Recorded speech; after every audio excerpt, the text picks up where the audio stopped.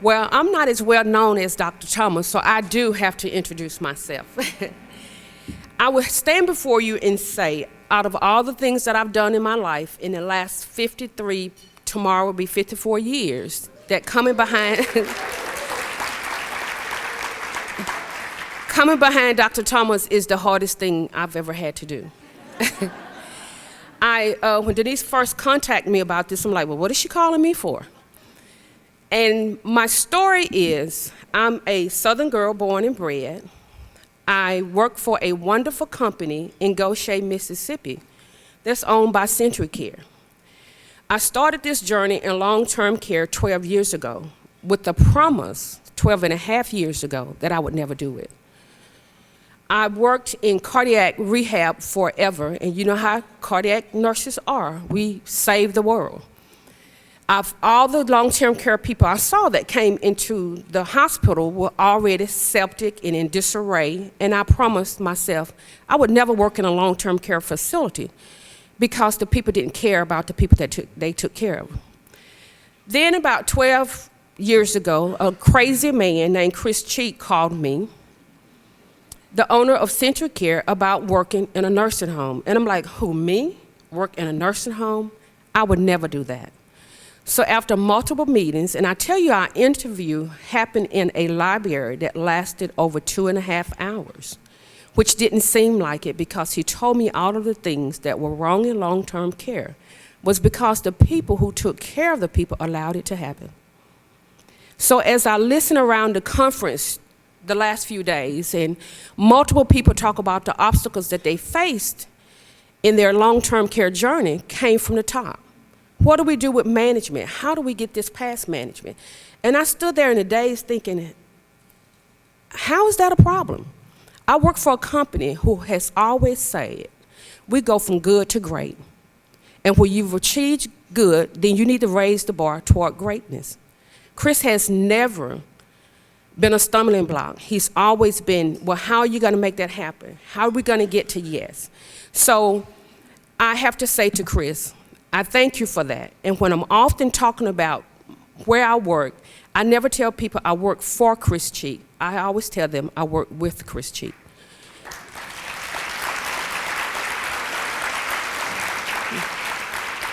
So 12 years ago, when I made this ultimate decision that my mother was such a heavy influence in saying, this is what you really need to do. You've always been around people. My culture, I come from a large family of 10. I'm the 9th of 10 children. And all I've ever known was to take care and honor the people who have given so much back to me. Well, us as caregivers, we're about giving care and never taking the opportunity to receive care. So as tragedies, different tragedies came in my life, and I tell people this story, and when I first tell people this, they think, oh, she's got it going on. She has a lot.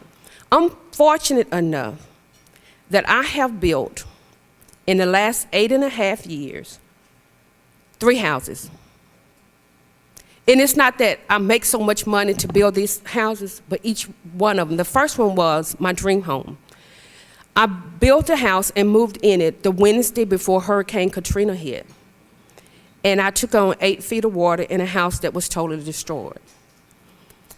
When I came back to it 9 days later, all I could think about was the elders from our village that had been displaced because the village took damage, we had it evacuated, and these people were everywhere. So when I got back, my mom said, what are you going to do? I said, I'm going to River Chase so I can see what we can do to get these people back in their homes.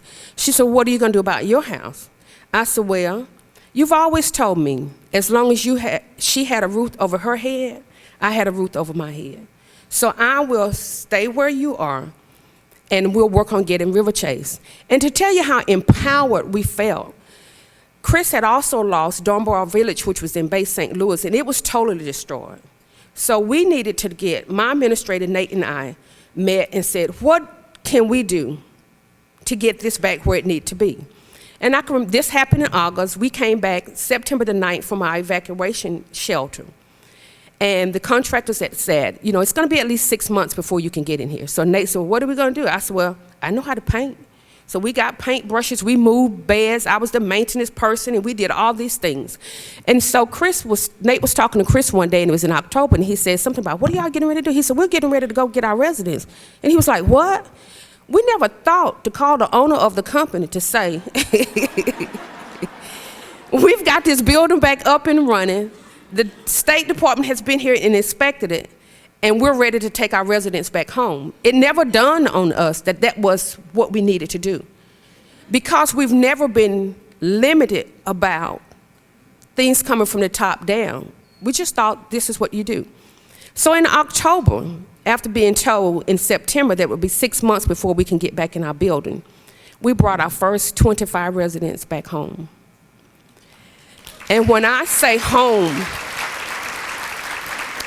it wasn't just home for them, it was home for us also.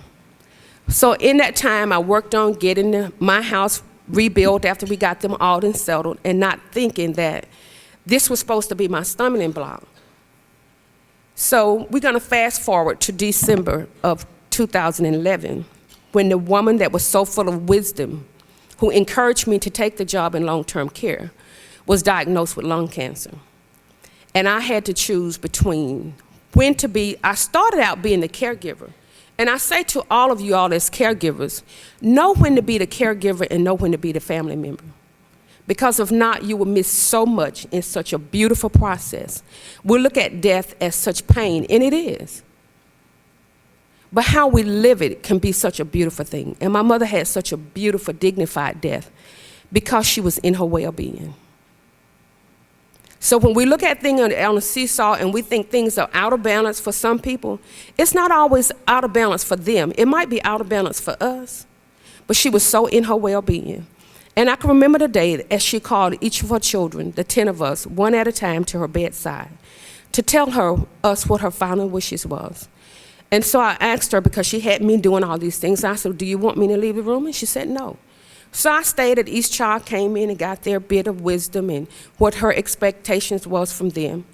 And so when the last child left, and I said to her, well, what do you have to say for me? And she said, well, I'm not worried about you because you're going to be just fine. And I thought, well, it's 10 of us. 8 of them are much more financially blessed than I am. How am I going to be so fine as a single parent? How is this all going to happen? And I didn't realize at that time she was teaching me that you have gotten so much from your harvest of what you have put into long-term care, that my relationships were not based on financial gain. It was based on the social relationships that I've developed and I've learned through the people that I work with, who I've loved, who I've taken care of. And when this happened, I went back to the village in which I worked, because the elders there gave me all that I needed to be the mother, the parent, the grandparents that I didn't have. And so even though it was such a tragic in my life, I didn't realize until then how much they had given back to me. So after Denise called me about that, and I was like, oh my goodness, what am I gonna say? What do I have to give to anybody? Not knowing that her words of wisdom on January 28th of this year, you know, when you talk about cold in the South, to me, cold in the South is anything 50 degrees or less. Well, we were having our freezing point in January. And so everything was, you know, in the Mississippi Gulf Coast, if it get 20 degrees, every industry, everything shuts down. And people in New York think, oh, this is great weather, but people in the South shut down entire industries. So I decided that I was going to go to River Chase and stay because, you know, it was going to be 20 degrees for, you know, from Monday to Wednesday. And I would be in place in the event that some people couldn't get in to work. So in the event that this happened, I would already be there. We would have enough staff and all these things would happen. So that's where I was from Monday to Wednesday.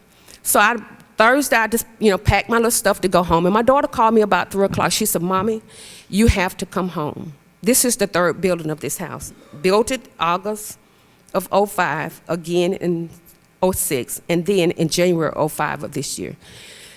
My house flooded. My pipes burst. And there was 2,200 gallons of water that flowed through my house that day. So this house had to be gutted out and rebuilt. And I remember pulling up in my yard, and people were everywhere, like it had caught a fire and burned down. And I'm like, wait a minute. And everybody had this sad look on their face, and I'm jumping out and said, well, you know, nobody was home, everything's okay. And I open the door, and I see what appeared to be snow, but it was actually my insulation from my ceilings that was everywhere. And I said, well, you know what? It's going to be all right. Because my mom's voice came back to me, and it said to me, I'm not worried about you because you're going to be all right. So in her wisdom, knowing that tragedies would still happen, but knowing that I was centered in a family of love that would be there for me. So after I called the insurance company, I went in and packed a few things, and my brother said, well, you can stay with me. And my daughter said, no, you come and stay with me. I said, I'm going home. And I packed my bag, and I went to River Chase Village.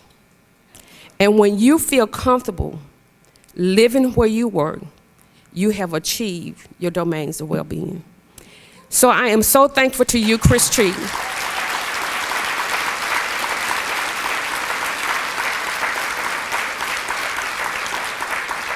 for seeing something in me 12 years ago and for giving me the room to grow. I am so thankful to you, Bill and Jude, for your philosophy, for giving of yourself. Because when you came up with this, I didn't realize how much it would give back to me as we go through this journey. I thank each and every one of you for being here and all that you bring to this cultural change journey. I love you.